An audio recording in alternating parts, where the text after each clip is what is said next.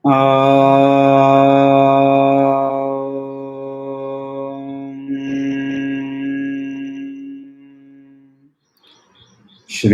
गुरु गणेशाभ्याम नमः। हरिः ॐ। गीता स्वाध्याय 86वें सेशन में आपका स्वागत है। और हम अभी अध्ययन कर रहे हैं 6वां अध्याय आत्म संयमी योग, और जिसको ध्यान योग भी बताया गया है। और हम अभी 28वें श्लोक का अध्ययन कर चुके हैं, उसका एक बार दोहरा लेते हैं। युञ्जन्नेवं सदात्मानं योगी विगतकल्मषः सुखेन ब्रह्म संस्पर्शम् अत्यन्तं सुखमश्नुते। अश्नुते, उसको मिलेगा, he attains, in reality attains nothing, क्योंकि वो नथिंगनेस निकल जाती है तो वो अपने आप ही प्रकाशित हो जाता है। सो जैसे एक दिया है और दिया के सामने आप एक कुछ काला कोई वस्तु रख दिया हो, कोई पर्दा रख दिया हो, तो पर्दा हटा देने से दिया वहां का वहां हमें दिखने लगता है। वैसे ही ये ब्रह्म संस्पर्श पे, और ये पारस पत्थर है जिसके साथ उसका संस्पर्श होते ही वो भी ब्रह्म ही हो जाता है। ब्रह्मविद ब्रह्मैव भवति, ब्रह्म को जानने वाला ब्रह्म बन जाता है। दूसरे किसी भी पराविद्या के अंदर में वेदविद वेद भवति नहीं होता है। मैं जितना भी वेद पढ़ लूं, मैं वेद नहीं बनूंगा।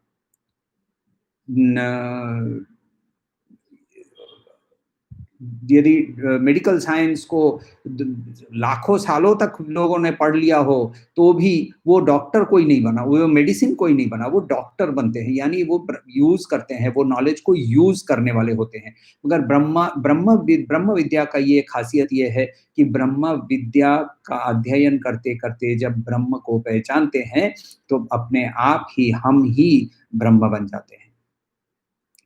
बचपन की बात है कि जब हमारे एक फ्रेंड थे, उन लोग क्रिश्चियंस थे, और दिसंबर का महीना होता था तो क्रिसमस के बाद उन लोग मार्जिपान से मिठाइयाँ बनाते थे। मार्जिपान माने बादाम जो है, बादाम को का पेस्ट और चीनी को मिला के एक जो जो आपने देखा होगा वो केक के ऊपर में जिस चीज से कुछ चीजें बनती है तो वो मार्जिपान कहते हैं।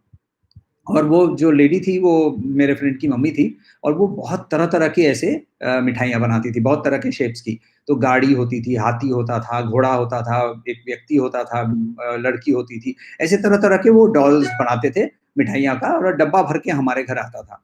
और मेरी कजिन कुछ मेरे से थोड़ी छोटी थी, और मेरा भाई, और हम लोग तीनों जन के अंदर में हल्ला मच जाता था, झगड़ा होने शुरू हो जाता था। मुझे गाड़ी चाहिए, मुझे हाथी चाहिए, नहीं मुझे हाथी चाहिए। और हमारे अंदर में ये कंटिन्यूअस झगड़ा चलता था कि कौन क्या लेगा। और हमारे जो एडल्ट्स होते थे हमारे साथ, जो हमारे बड़े होते थे वहाँ, वो वहाँ के वहीं वहीं खड़े होते थे और हमारी इस झगड़े को देखकर हंसते रहते थे, क्योंकि उनको पता होता था कि ये जो जिस पर उन लोग लड़ रहे हैं वो सिर्फ नाम और रूप के लिए लड़ रहे हैं। स्वाद सब में सेम है, मटेरियल सब में सेम है, सब ही मार्जिपान से बने हुए हैं, कोई फर्क नहीं है। मुंह में डालिए तो एक बिंदु मात्र टेस्ट का कोई फर्क नहीं आता है, मगर नाम और रूप अलग अलग हैं। तो ये जो हमारे जो एडल्ट्स होते थे वहाँ, जो हमारे जो बड़े बुजुर्ग थे, वो ये सारी मिठाइयों के दृष्टिकोण से वो समदर्शी थे। वो सब कुछ को एक समान देखते थे। एक हाथी होता था, एक घोड़ा होता था, और एक गाड़ी होती थी। उसकी गाड़ी बहुत बढ़िया होती थी। गाड़ी के पीछे मुझे बहुत आकर्षण होता था वो गाड़ी, क्योंकि एकदम डिटेल्ड होता था वो गाड़ी, और इतना तक कि वो गाड़ी के अंदर कांच खुला होता है और उसके अंदर में व्यक्ति बैठा हुआ है। अरे क्या मजा आ गया, वो व्यक्ति को उसमें से निकाल के, वो ड्राइवर को निकाल के खा लेना। तो ये इस चीज का झगड़ा जो था, ये नाम रूप का झगड़ा था। इसके अंदर में सारे ही मार्जिपान से बने हुए हैं, सारे सिर्फ ऊपर से रंग लगाया हुआ है, किसी में रंग अलग अलग। वो गाड़ी जो थी वो टैक्सी, काली पीली टैक्सी बनाकर भेजती थी वो आंटी।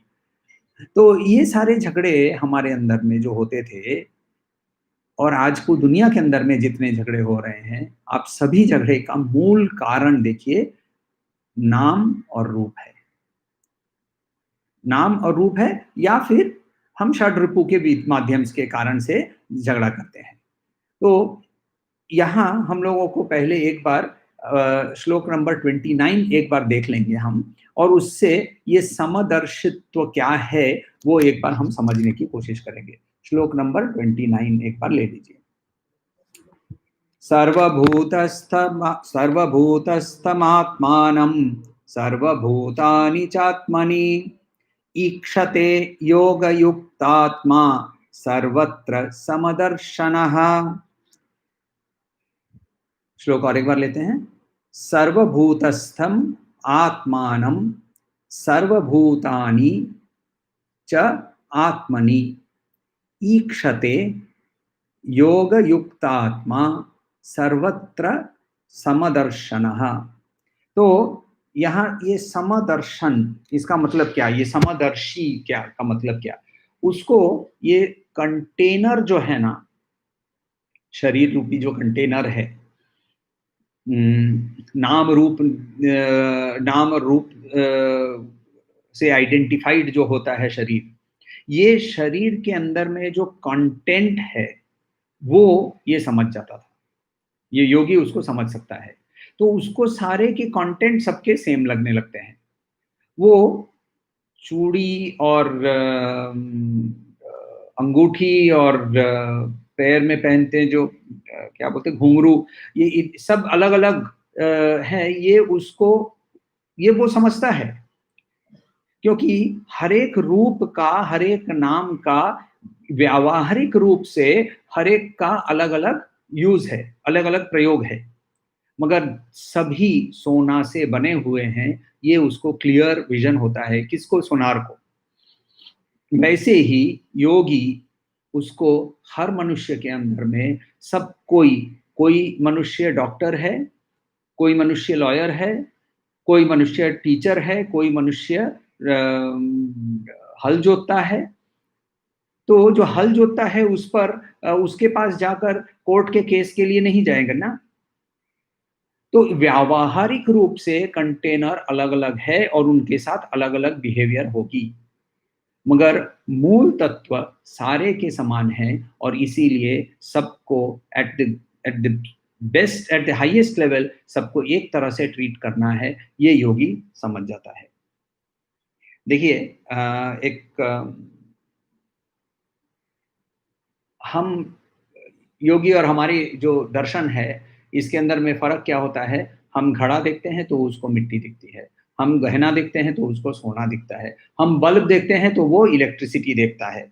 तो ये जो एक सारे को वो different expressions of the divine, so उस डिविनिटी का, उस परम तत्व का अलग अलग एक्सप्रेशंस हैं, ये वो समझकर इसे वो देखता है, उसे उस दृष्टि से देखता है।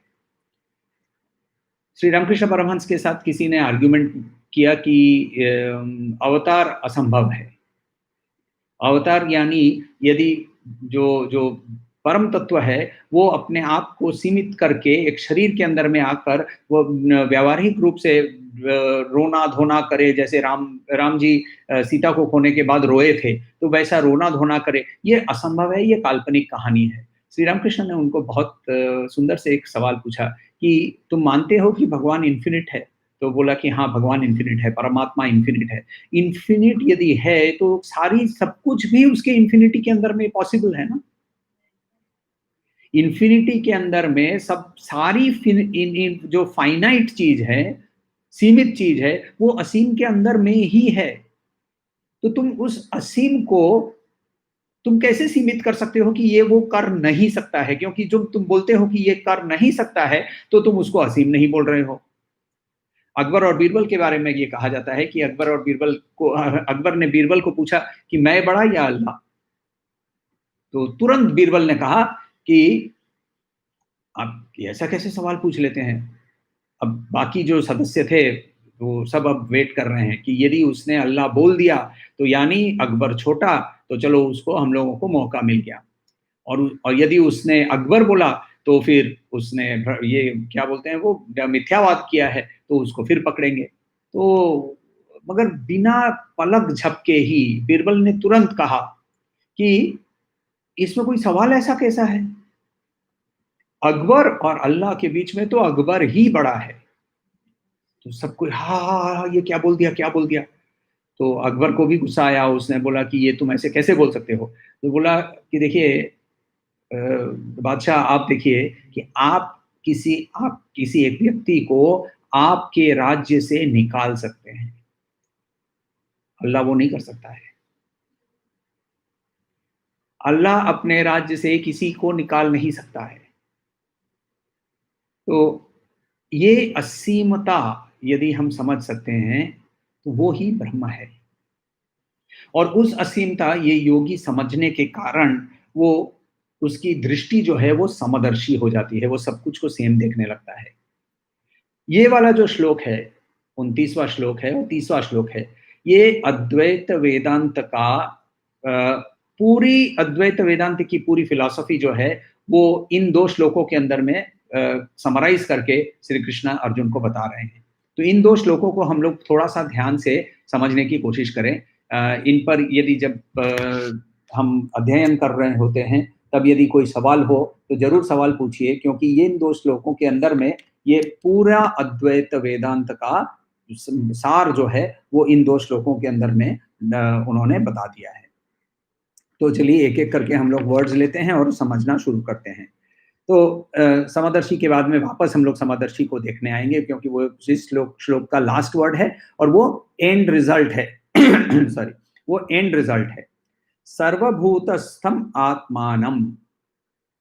सर्वभूतस्थम आत्मानम का मतलब सर्वभूतस्थ, सर्व सब कुछ, भूत यानी ऑल बीइंग्स, जिन लिविंग बीइंग्स उनके अंदर में आत्मा हो सकती है।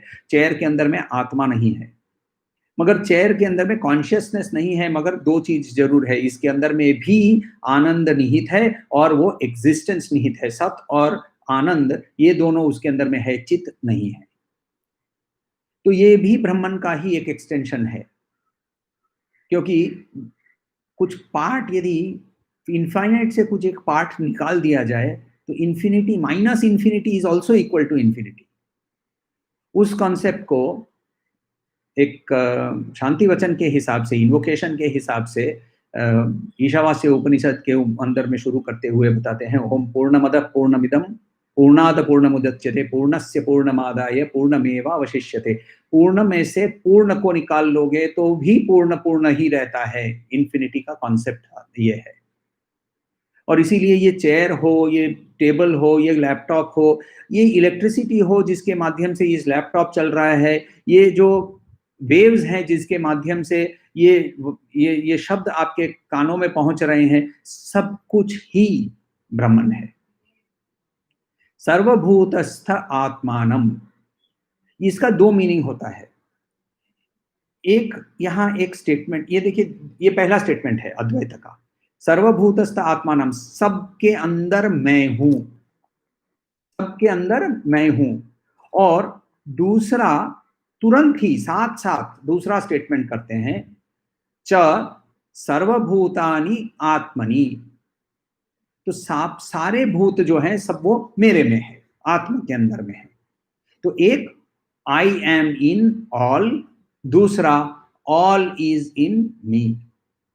तो यहां वापस ये लाइन को समझिए, सर्वभूतस्थम आत्मानम, सारे भूत सब कॉन्शियस बीइंग्स के अंदर की जो जो उसका मूल तत्व है वो आत्मन है, वो मैं हूं, वो आत्मन है, वो ब्रह्म है। और सर्वभूतानि च आत्मनि, च यानी बीच में च है, च सर्वभूतानि आत्मनि, में ये आत्मन के अंदर में सारे सब कुछ, ऑल कॉन्शियस बीइंग्स इस उस आत्मन के अंदर में है।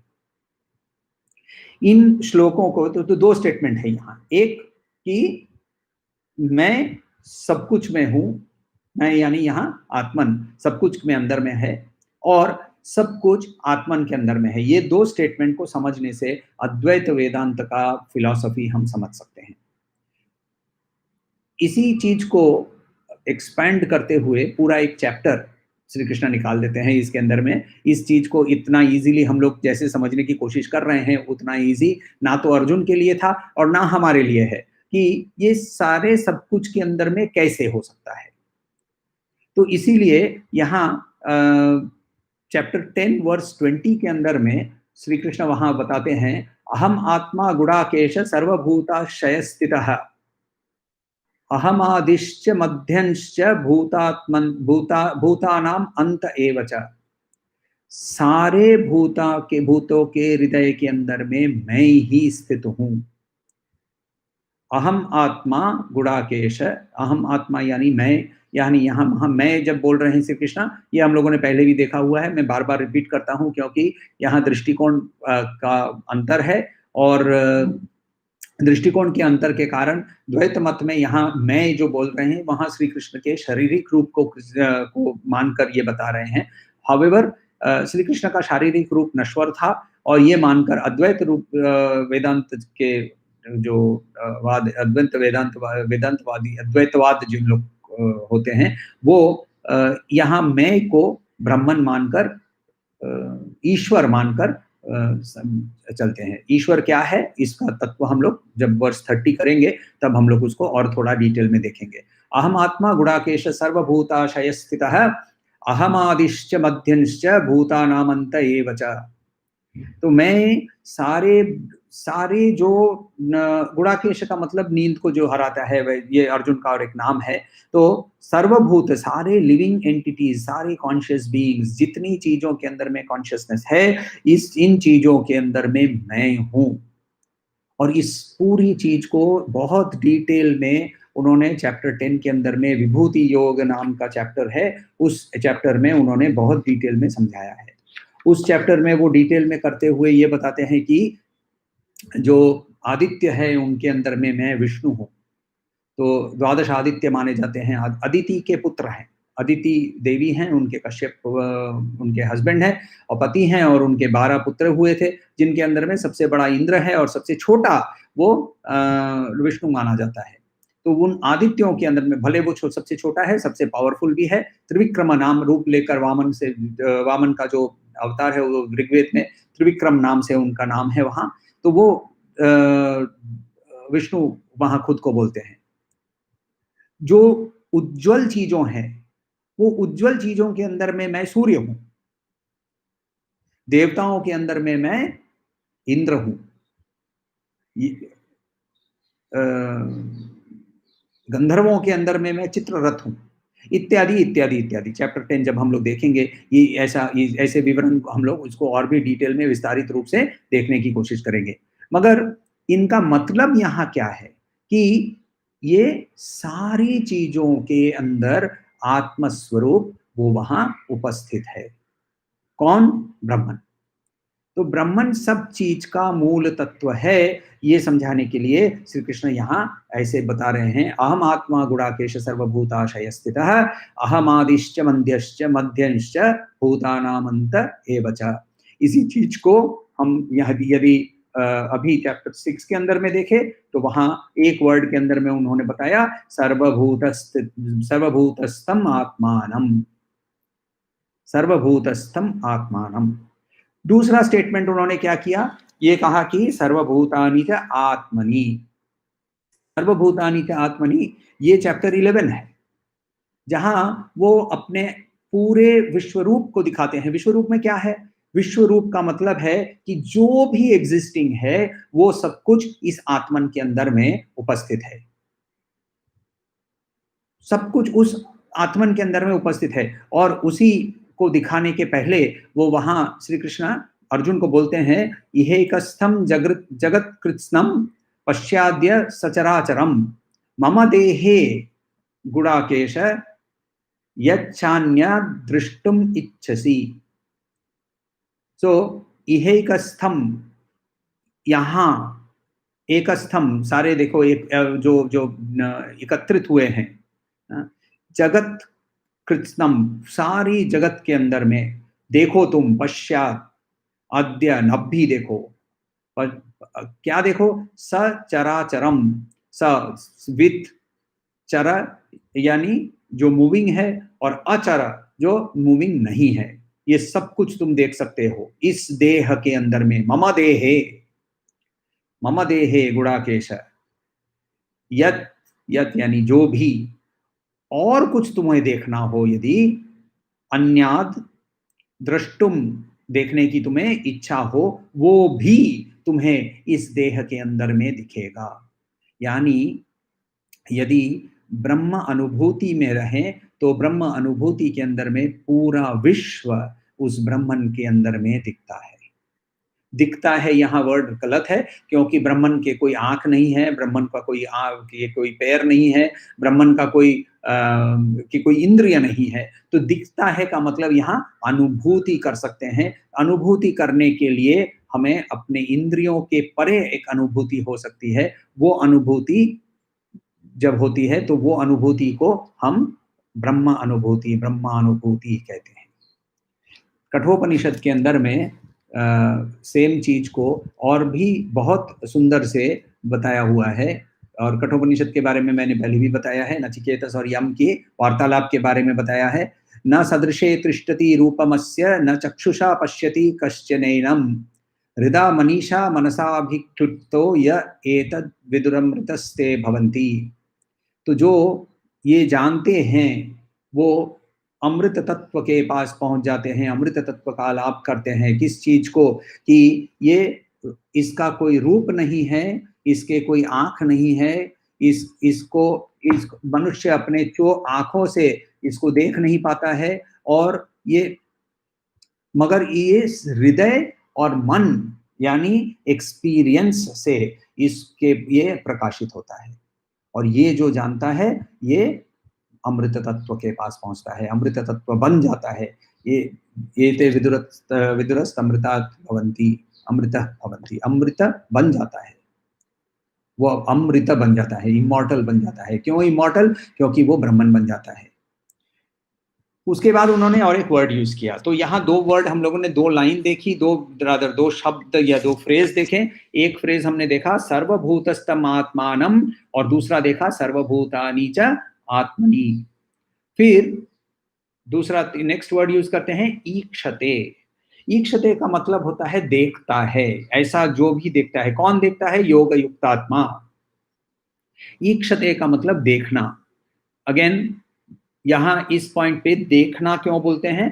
क्योंकि देखिए अंग्रेजी में एक कहावत है, seeing is believing, hearing is not believing, right? Hearing is not believing, seeing is believing.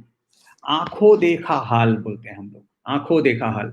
भाई मेरे कान के सामने यदि मैं आंख बंद कर लूं और कोई गा रहा हो और मैं शब्द को पहचान सकूं, तो फिर मैं आपको बोलूं कि देखिए मैंने ना पंडित भीमसेन जोशी को गाते हुए मैंने सुना। सचमुच आपके सामने आए थे, आपने अपने आंखों से देखा। सवाल यही होता है ना, भीमसेन जोशी जी को आंख से देखकर मैं क्या करूंगा? Bhimsen Joshi ji is famous for singing, और उनका गायन मैंने सुना, ये ज्यादा इंपॉर्टेंट है। मगर हम ये नहीं बोलते अपने अपने कानों से सुना, हम ये बोलते हैं अपने अपने आंखों से देखा। अरे भाई अपनी आंखों से देखते हैं, दूसरे की आंखों से नहीं देखते हैं। खैर, मगर अपने आंखों से देखा, आंखों देखा हाल। क्यों? क्योंकि ये एक स्टेटमेंट है जिससे ये समझ में आता है कि ये बिलीवेबल है, इसको मैं विश्वास कर सकता हूं। यानी इधर मुझे अब कोई डाउट नहीं होता है, मुझे कोई संशय नहीं होता है। संशय वर्ड हम लोगों ने पहले भी देखा है कि ये संशय हट जाता है जब ये अनुभूति होती है। तो एक्चुअली वहां हमें ना तो कुछ देखने के लिए है, ना कुछ सुनने के लिए है, ना कुछ सूंघने के लिए है, ना हम चलते हैं, ना हमारे हाथ पैर की कोई जरूरत है। मगर यहाँ ना हमें कुछ फीलिंग, ना कुछ हमें विचार, मगर यहाँ इस परसेप्शन के परे की जब अनुभूति होती है तो उसको समझाने के लिए श्री कृष्ण यहाँ वर्ड यूज करते हैं ईक्षते। ईक्षते वर्ड यूज करते हैं। केनोपनिषद यहाँ बहुत सुंदर से बोलता है, यश चक्षुषा न पश्यति ये न चक्षुषीम पश्यति। जिसे आंख नहीं देखती है मगर आंखों को देखने का शक्ति जिससे मिलता है, तदेव ब्रह्मम ब्रह्म तम विद्धि नेदम यदि उपासते। बाकी तुम इधर-उधर की जो उपासना कर रहे हो उसको ब्रह्म नहीं बोलते हैं। वो चीज़ जो आँखों को देखने का पावर देता है, आँखों को देखने का पावर कैसे आता है? कॉन्शसनेस से आता है, चेतना से आता है। होता है ना कभी कि आपको हुआ है कि नहीं पता नहीं, ये मेरा एक्सपीरियंस है कि मैं किताब पढ़ रहा होता हूँ, साथ में मान लीजिए कि मैंने हेडफ़ोन लगा के गाना सुन रहा होता लगाया हुआ होता है। किताब के अंदर में मैं एकदम लीन हो गया, किताब की कहानी एकदम बहुत एनग्रॉसिंग है, मर्डर स्टोरी है या जो भी है, वो मैं पढ़ते-पढ़ते एकदम उसके अंदर में एब्ज़ॉर्ब्ड हो गया। तो गाने का के वर्ड्स जो हैं, म्यूज़िक जो है वो उस कुछ क्षणों के लिए, कुछ समय के लिए मेरे कॉन्शसनेस से वो हट जाता है। क्यों? क्योंकि मेरा मन वहाँ नहीं है। मेरा मन क्यों वहाँ नहीं है? क्योंकि मेरे मन ने अपने उसको मेरे इंद्रियों को डायरेक्ट किया है उस किताब की ओर। उस किताब की ओर क्यों डायरेक्ट किया? क्योंकि मुझे वहाँ इंटरेस्ट लगा। इंटरेस्ट कहाँ से पैदा हुआ? मन के वासना से। वासना को सचेत किसने किया? उसी कॉन्शसनेस ने, चित्त ने। तो यश्चक्षुषा न पश्यति येन चक्षुषीं पश्यति तदेव ब्रह्म, तदेव ब्रह्म, वो ही ब्रह्म है। तम विद्धि नेदम यदिदम उपासते, बाकी इधर-उधर की उपासना करने की ज़रूरत नहीं है, ये केनोपनिषद बोलता है। तो ये परसेप्शन, ये अनुभूति जब हमारे पास हो जाती है और यहाँ जब ये अनुभूति स्थित हो जाती है, ऑब्वियसली स्थित करने के लिए क्या करना पड़ता है? तो वो तो श्री कृष्ण का बहुत सबसे फेवरेट वर्ड है, practice, practice, practice, practice, practice, practice, practice. कहाँ से शुरू करेंगे? कर्मयोग से शुरू करेंगे। कर्मयोग करेंगे, फिर कर्म को यज्ञ भावना से करेंगे। ये बार-बार मैं बोलते रहता हूँ क्योंकि हम लोग ये पॉइंट को, ये स्टेप बाय स्टेप प्रोसेस को भूल जाते हैं और फिर बोलते हैं मैं कूद कर तुरंत ही चलिए अब भी वो एनिमल स्किन खोज के लाइए, अभी हम ध्यान करने बैठने वाले हैं। ध्यान नहीं होगा। उल्टा खुद भी और दूसरों को भी हम दुःख देंगे। ये भी श्री कृष्ण बोल चुके हैं कि सीधा यहाँ पहुँच जाएँगे तो दूसरों को भी दुःख देने के लिए तैयार हो जाएँगे। संन्यास सीधा-सीधा पहुँचा नहीं, कर्म संन्यास वहाँ सीधा हमारे से नहीं पहुँचा जाता है। और वहाँ जब बैठेंगे तो हम पहले सबको बोलेंगे, "जाओ चुप करो, कोई आवाज़ मत करना। आवाज़ करोगे तो मैं उठकर बहुत गुस्सा हो जाऊँगा।" राइट? तो पहले ही हम लोगों ने बाकी सबको पूरा एकदम ऑलरेडी पनिशमेंट मोड में डाल दिया। अच्छा, खुद जब बैठेंगे तो मन तो चुप होगा नहीं क्योंकि मन को हम लोगों ने उपासना के माध्यम से उसको ट्रेन नहीं किया है। उसको हम लोगों ने हमारी वासनाओं से परे होने के लिए जो सब ट्रेनिंग चाहिए यानी कर्म योग, कर्म संन्यास इत्यादि, इत्यादि ये सब किया नहीं है। तो फिर वहाँ बैठेंगे तो तुरंत अंदर के मन के अंदर में रसगुल्ला। तो ये रसगुल्ला आ ही जाएगा। इसीलिए जो यहाँ जब ये व्यक्ति जो इस ब्रह्म के अंदर में स्थित हो जाता है, जिसके लिए प्रैक्टिस की ज़रूरत है, तो इस अवस्था के बारे में he is aware of this अवस्था। यदि वापस वो लोक संग्रह का काम भी करने के लिए वापस आ जाए और लोक संग्रह का काम करे, तो भी एग्ज़ाम्पल ड्राइविंग का लेते हैं। ड्राइविंग करते समय जब पहली बार मैं गाड़ी चलाने का सीख रहा था, तो सीखना सीखना कब होता है गाड़ी चलाना? जब लाइसेंस मिल जाता है उसके बाद। लाइसेंस मिलने तक सीखा नहीं जाता है, उस समय तक तो वो जो साथ में ड्राइवर होता है वो अपना क्लच और ब्रेक उसके हाथ में होते हैं, तो वो क्लच और ब्रेक से गाड़ी कंट्रोल करता है। तो इसीलिए और लाइसेंस की एग्ज़ाम कैसी होती है, वो तो वो आप जिन लोगों ने दी हुई है, सबको पता है। एक बार गाड़ी में बैठो, स्टार्ट करो, थोड़ा-सा हिलाओ गाड़ी को, तो वो लाइसेंस दे देते हैं। तो ये तो वहाँ ये उसके बाद एक्चुअली प्रैक्टिस शुरू होती है। प्रैक देखिए, ये कर्मयोग वो था और उसके बाद कर्मयोग के बाद जब हम एक्चुअली अब प्रैक्टिस शुरू करते हैं, राइट? कर्मयोग हो जाने के बाद जब आसक्तियाँ आ जाती है, उसके बाद से तो एक्चुअल जर्नी शुरू होती है। तो वैसे ही यहाँ गाड़ी में पहली बार बैठा, गाड़ी में बैठने के समय तो घर से और इंस्ट्रक्शन आ गया कि नहीं-नहीं तुम गाड़ी, अच्छा गाड़ी हमारे पास नहीं थी, चाचा की गाड़ी थी, तो चाचा जी की गाड़ी लेकर और फिर निकलना था। तो इंस्ट्रक्शन आया, नहीं तुम अकेले नहीं चलाओगे, साथ में किसी को बैठाओ। तो अब साथ में किसको बैठाएँ? भाई को बैठा दिया। भाई को बैठाया तो भाई जब उसने अभी भी गाड़ी सीखा नहीं था, वो मेरे से थोड़ा-सा छोटा था, तो उसने गाड़ी नहीं सीखी थी और गाड़ी पे बैठते ही वो चबर, चबर, चबर, चबर, चबर, चबर शुरू कर दिया। मैं बोल रहा हूँ उसको, "चुप! दिखता नहीं है मैं गाड़ी चलाने वाला हूँ।" गाड़ी चलाने वाला हूँ, अभी भी गाड़ी चलाई नहीं है। तो गाड़ी चलाने वाला हूं का मतलब अभी मैं इंजन स्टार्ट करूंगा, स्टार्ट करते ही फिर गाड़ी फर्स्ट गियर से झटका मार के आगे चलेगी। ये ऐसी पूरी स्टेज से करते करते करते आज अभी क्या होता है, अभी जाके अभी गाड़ी मैनुअल शिफ्ट से ऑटोमेटिक शिफ्ट की गाड़ी आई, कोई प्रॉब्लम नहीं, गाड़ी में बैठे गाड़ी चालू हो गई। गाड़ी XYZ ब्रांड की गाड़ी चला रहे थे, दूसरी गाड़ी के में बैठ गए, फ्रेंड की गाड़ी ले ली, उसके अंदर में अपने आप चलने लगी। गाड़ी सेकंड गियर में स्टार्ट करके निकल गए, गाड़ी रिवर्स में लेकर निकल के आगे निकल गए। गाड़ी निकालने के समय मिरर को भी एडजस्ट कर रहे हैं, टेप चला रहे हैं, तीसरे आदमी के साथ बात कर रहे हैं, पीछे कौन आ रहा है वो भी देख रहे हैं, सब कुछ एक साथ हो रहा है। कैसे हो रहा है? सारी चीज की अवेयरनेस है, किसी चीज के बारे में चिंता नहीं कर रहा हूं मैं। तो वैसे ही जब प्रैक्टिस करने के बाद ब्रह्मभूत व्यक्ति, ब्रह्मलीन व्यक्ति जब वापस लोक संग्रह का भी काम करता है, उसकी अवेयरनेस जो है वो, देखिए ये सारा सब कुछ करते हुए भी गाड़ी के बारे में कंप्लीट अवेयरनेस है। कहाँ मेरा ब्रेक लगना चाहिए, कहाँ एक्सीलरेटर लगना चाहिए, कहाँ क्लच लगा के गाड़ी के गियर चेंज करना चाहिए, ऑटोमेटिकली हो रहा है। वैसे ही संपूर्ण उसका जो अवेयरनेस है, उसकी जो चेतना है, वो उस ब्रह्म में लीन होकर भी ये सारा काम करता है। तो ईक्षते, ये हम लोगों ने देखा। यहां से आगे चलते हैं, नेक्स्ट वर्ड वो है योग युक्तात्मा, यानी एस्टैब्लिश्ड किस चीज पर? आत्मन पे। तो योग युक्तात्मा, वर्ड मीनिंग नहीं कर रहा हूं, वर्ड मीनिंग तो आपको भी समझ में आ गया होगा, क्योंकि तीनों वर्ड हम लोगों को बहुत बार श्री कृष्ण ने सुना दिए हैं। योग सुना दिया है, युक्त सुना दिया है, या आत्मा भी सुना दिया है। एग्जाम्पल ये है कि कलकत्ता में बोटेनिकल गार्डन्स के अंदर में एक बरगद का पेड़ है, जो करीबन 2 स्क्वायर किलोमीटर या 2-2.5 स्क्वायर किलोमीटर उसकी टोटल एरिया है। उसका जो ओरिजिनल जो मूल रूट जो था या जो ट्रंक था, वो कभी बहुत साल पहले किसी बिजली लगने के कारण जल के खत्म हो गया। अभी फिलहाल रिसेंटली कोई तूफान आया था, क्या नाम था भूल गया मैं, तो वो तूफान आया था। तो उस तूफान के अंदर में कुछ इस बरगद के पेड़ के कुछ अंश टूट के गिर गए, मगर बरगद का पेड़ वैसे का वैसा ही अमर है, वैसे का वैसे ही वो वहीं स्थित है।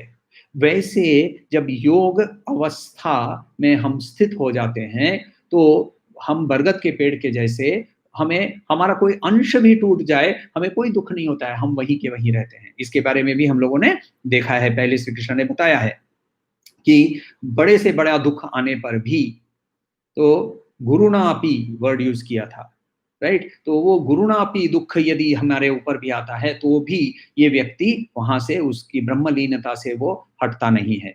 ये युक्त अवस्था जो है ना, इसका कोई नाम ही नहीं है। देखिए, युक्त अवस्था इटसेल्फ इज अ विशेषण, उसको हम संज्ञा के हिसाब से यूज कर रहे हैं, adjective being used as noun. इसका इसको, इस अवस्था को तुरीय बोलते हैं। तुरीय का मतलब फोर्थ। फोर्थ क्या है? यदि आप ग्रामर में जाएं तो फोर्थ, इंग्लिश ग्रामर हो या संस्कृत ग्रामर हो, तुरीय का मतलब फोर्थ, फोर्थ का मतलब ये विशेषण है।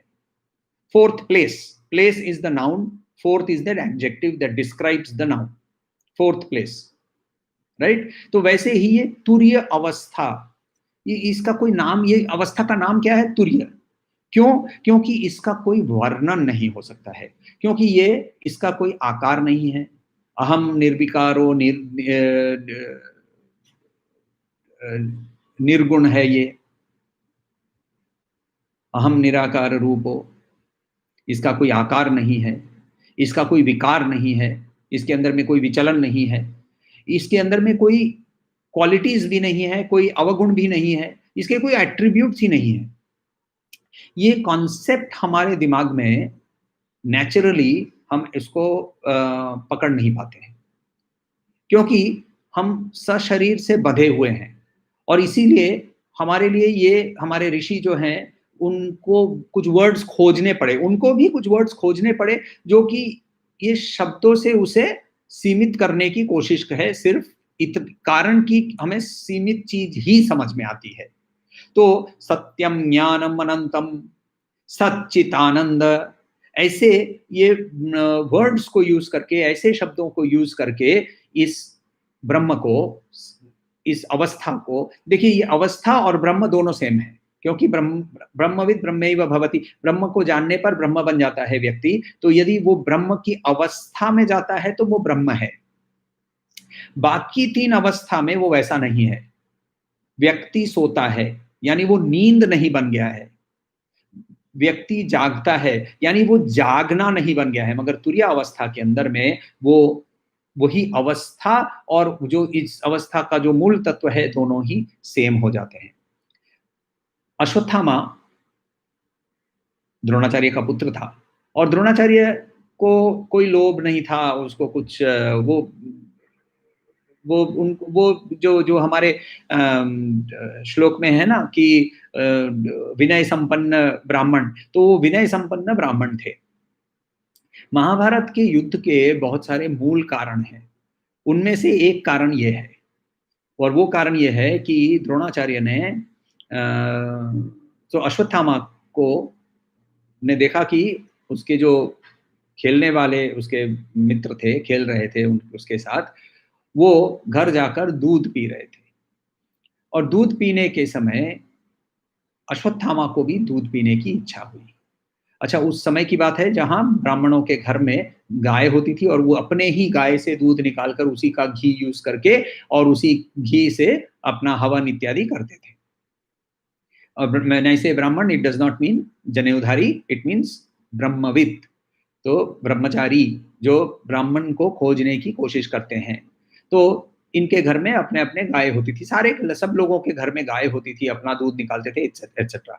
तो द्रोणाचार्य को ये गाय की कोई जरूरत नहीं महसूस हुई थी, क्योंकि वो यज्ञ हवन नहीं करते थे, वो धनुर्विद्या सीख रहे थे और इसीलिए उन्होंने कभी गाय पाली ही नहीं थी, तो उनके पास दूध नहीं था। अश्वत्थामा को दूध की लालसा हुई, माँ के पास जाकर, माँ उनकी कृपाचार्य की बहन कृपी के पास जाकर उन्होंने कहा कि मुझे दूध दीजिए। माँ को के पास दूध नहीं था, उन्होंने आटे को दूध पानी में घोलकर उसे दे दिया। अश्वत्थामा दौड़ा उसको भी लेकर और बंधुओं के साथ जाकर वहां उन्होंने बताया कि देखो मेरे पास भी दूध है। मित्रों ने उसको टेस्ट किया और हंसने लगे उस पर कि ये तो आटा पानी में घोला हुआ है। अश्वत्थामा को क्यों दूध लगाइए? किसी चीज के एट्रीब्यूट्स को यदि हम देखिए, हम किसी भी चीज को पहचानने के लिए हमें उसके एट्रीब्यूट्स, उसके जो क्वालिटीज हैं, उसके जो गुण हैं, वो उसके माध्यम से ही हम किसी चीज को पहचानते हैं। तो अश्वत्थामा को दूध की पहचान नहीं थी, उसको पार्शियल पहचान थी। पार्शियल पहचान क्या थी? दृष्टि के कारण उन्होंने देखा था कि दूध सफेद होता है, तो पानी में घोला हुआ आटा भी सफेद लग रहा था, तो आटा था या मैदा था जो भी है, तो वो सफेद लग रहा था। उस सीमित गुण के कारण उनके अंदर में मनोभ्रम हुआ। किसी चीज को यदि हमें पहचानना है, पूरी तरह से यदि पहचानना है, तो तीनों अवस्थाओं में उसे पहचानना जरूरी है। और तीनों अवस्थाओं में, तीनों अवस्था यानी जागृत, स्वप्नावस्था और सुषुप्ति, तीनों में जब इस चीज को पहचान सकते हैं तो ही उसको सही रूप से हमने पहचाना है, ये बोल सकते हैं। अब तीनों रूप में, तीनों अवस्थाओं में पहचानने के लिए हमें फोर्थ अवस्था में जाना पड़ेगा, क्योंकि मैं जागृत अवस्था में रहते हुए जागृत अवस्था को तो नहीं पहचान सकता, मैं स्वप्नावस्था पहचान सकता हूं, मैं निद्रावस्था पहचान सकता हूं, मगर जागृत निद्रावस्था में रहते हुए मैं तो ना जागृत अवस्था को पहचान सकता हूं, ना मैं स्वप्नावस्था पहचान सकता हूं। तो यदि तीनों अवस्थाओं को पहचानना है तो चौथे अवस्था होना एक बहुत जरूरी है। इस चौथे अवस्था को तुरीय बताया गया है। मांडुक्य उपनिषद इसके बारे में बहुत डिटेल में तुरीय के बारे में बताता है। इस तुरीय अवस्था के अंदर में से जो साक्षी है उसके बारे में श्वेताश्वतर उपनिषद बोलता है, एकदेव सर्वभूतेषु गूढ़ सर्वव्यापी सर्वभूतांतरात्मा कर्माध्यक्ष सर्वभूताधिवास साक्षी चेता केवल निर्गुण। यानी ये बोल रहा है वो एक देव है जो सर्वभूत के अंदर गूढ़ रूप से छुपा हुआ है, वो सर्वव्यापी है वो सर्वभूत का अंतरात्मा है। देखिए श्री कृष्ण ने भी वही बोला था। श्री कृष्ण ने क्या बोला था कि वो बोल रहे हैं सर्वभूतास्थम आत्मानम। तो यहाँ उपनिषद बोल रहा है कि सर्वभूतंतरात्मा कर्माध्यक्ष, कर्म करने के लिए, उसको डायरेक्ट करने के लिए, जैसे अभी हम लोगों ने एक एग्जांपल देखा कि किताब पढ़ते पढ़ते अब म्यूजिक नहीं सुन पा रहा हूं, तो उसका कारण मेरी आत्मा का डायरेक्शन, कॉन्शियसनेस, चित्त की डायरेक्शन। सर्वभूताधिवास है, सर्वभूतों के अंदर में वो वास करने वाला, सारे सारे अवस्थाओं को साक्षी का, सर्व अवस्थाओं का साक्षी, और वही सिर्फ साक्षी हो सकता है, केवल निर्गुणाचा, और वो निर्गुण है। ये निर्गुण जो साक्षी है, जहां से ये तीनों अवस्थाओं को हम देख पाते हैं, ये अवस्था योग युक्तात्मा कहलाता है। इस तुर्य अवस्था को ब्रह्मभूत भी हम लोग कह सकते हैं। इसके पहले वाले वर्ष के अंदर में हमने इसे ब्रह्मभूत बोलकर देखा था। जागृत अवस्था में हमारी जो प्रज्ञा है वो बहिप्रज्ञा है, हम बाहर की ओर देखते हैं। स्वप्नावस्था में हम अंत प्रज्ञा में इस जगत को की सृष्टि करते हैं, और निद्रावस्था में प्रज्ञा को सुला देते हैं। तीनों अवस्थाओं को पहचानने वाला सिर्फ तुर्य है, जिसके लिए कोई शब्द नहीं है। और इसीलिए हम normal day to day words जो हैं उसको यूज करते हैं कि आपने कभी समुद्र देखा है? जिन लोग मुंबई में रहते हैं उन लोगों ने ऑब्वियसली समुद्र देखा है, और तो समुद्र देखा है तो हाँ, समुद्र देखा होगा। तो समुद्र जो है, समुद्र के की पहचान कैसे है? तो समुद्र की पहचान है कि उसके ऊपर में वो असीम दिखता है और उसके अंदर में लहरें होती है। तो उपमा के हिसाब से यदि समुद्र को यदि देखा जाए तो समुद्र जगत है, उसके ऊपर में ये जीव जो है वो लहरें हैं, और उसका जो मूल तत्व है यानी पानी, वो ईश्वर है या जगन्नाथ है। तीनों सेम है, मगर इसके अंदर में डिपेंडेंट, तीनों सेम है मगर इनके अंदर में डिपेंडेंसी है। ईश्वर, पानी बहुत सारे रूप ले सकता है, जिनमें से उसने एक रूप समुद्र का रूप लिया था, सागर का रूप लिया है। समुद्र पानी के बगैर एग्जिस्ट नहीं कर सकता है, जीव पानी के बगैर एग्जिस्ट नहीं कर सकता है, मगर जगन्नाथ, ईश्वर, दोनों के बगैर एग्जिस्ट कर सकता है। तो यहां ये क्लियर है कि डिपेंडेंस हमारा सबसे ऊपर, हमारा सबस्ट्रेटम जिसके ऊपर में सब कुछ बना हुआ है, ये ईश्वर है या ये ब्रह्मन है। तो ये तुर्य जो है ये और कुछ नहीं, सिर्फ चेतना है। प्रज्ञानम ब्रह्मा, ये हम लोगों ने पहले ऐतरेय उपनिषद के अंदर में भी देखा है। तो ये कॉन्शियसनेस जो है ना, तो किसी ने विवाद के रूप में पूछा कि तो ये कॉन्शियसनेस ब्रेन के माध्यम से यदि आप मनुष्य के बारे में बता रहे हैं, तो नहीं, ये सर्वभूतांतरात्मा बोल रहे हैं वे उपनिषद। और उपनिषद सत्य ही बोल रहा है, क्योंकि उपनिषद में जो विवरण किया गया है वो अनुभूति को शब्दों में लाने की कोशिश है। आपको एक अजीब कहानी है ये। सोलोमन आइलैंड्स में, और इसको आप चाहें तो गूगल कर सकते हैं। सोलोमन आइलैंड्स में जब वहाँ के जो ट्राइबल्स हैं, उनको उनके घर बनाने के लिए जब एक बड़ा सा पेड़ चाहिए, जिसको जो एक्स होती है उससे काटने की कोशिश करें तो बहुत टाइम लग जाएगा। तो ये क्या करते हैं जानते हैं? 1 महीने के अंदर में वो पूरा गांव चला जाता है और उस पेड़ को घेर लेता है। एकदम लिपट जाते हैं उन लोग पेड़ के साथ, और फिर उस पेड़ को गाली देते हैं, गंदी से गंदी। और वो गाली जो है वो दिल से आती है उनके लिए। माने वो जितनी अंदर मन के अंदर में वो भड़ास है, वो सारी जो जो दूसरों के प्रति उनके जो मन में जो सारे जो गुस्सा है, वो सारा गुस्सा उस पेड़ को वो समर्पण कर देते हैं।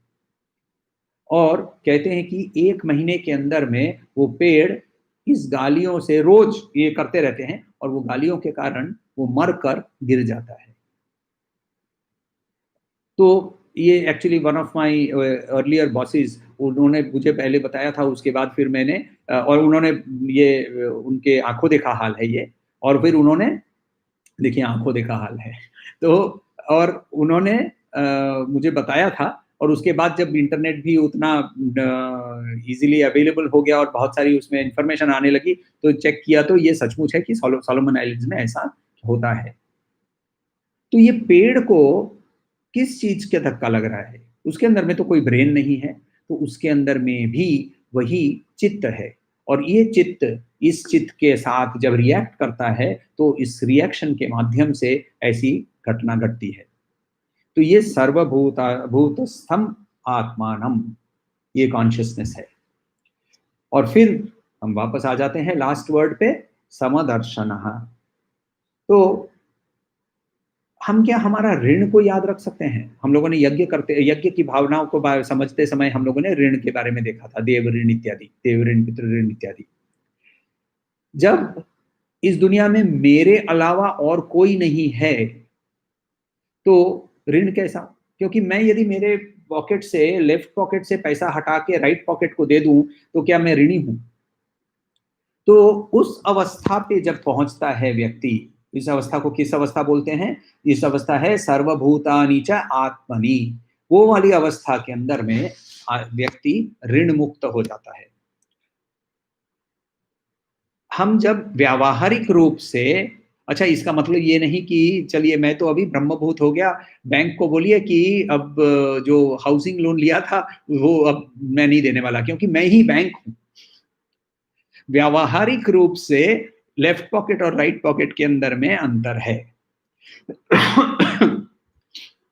मगर in the real sense in दोनों में कोई अंतर नहीं है, तो ऋण की भावना अब नहीं रहती है।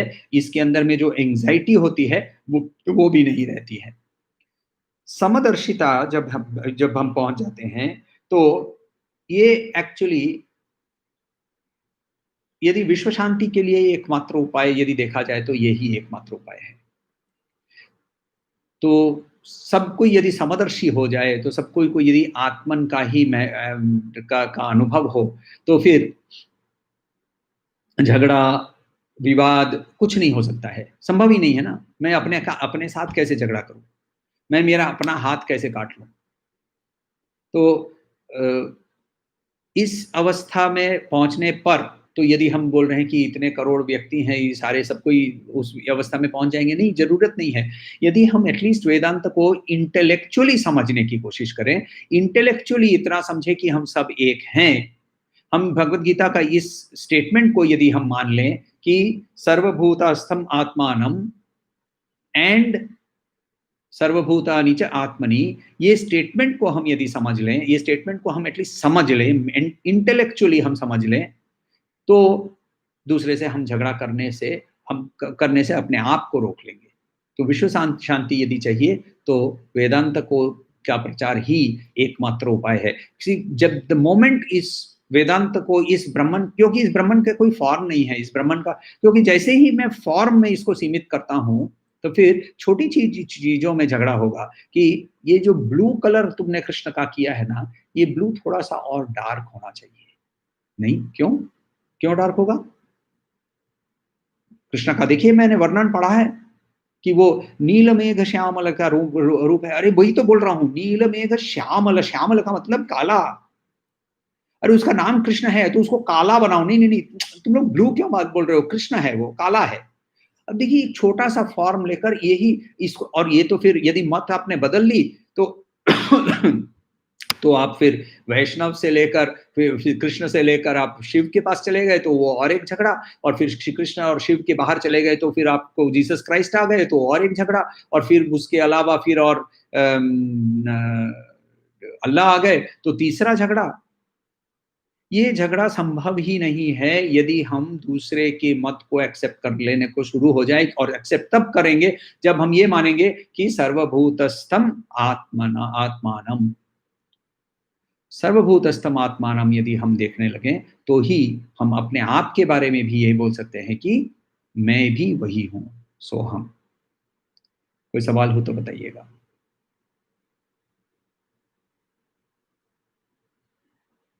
क्विज़ में कैसे पार्टिसिपेट करेंगे तो वो तो दूसरा कोई आपको बता देगा।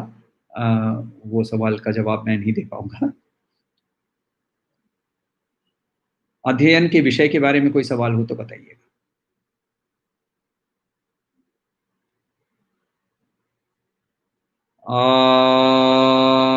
शांति, शांति, शांतिः।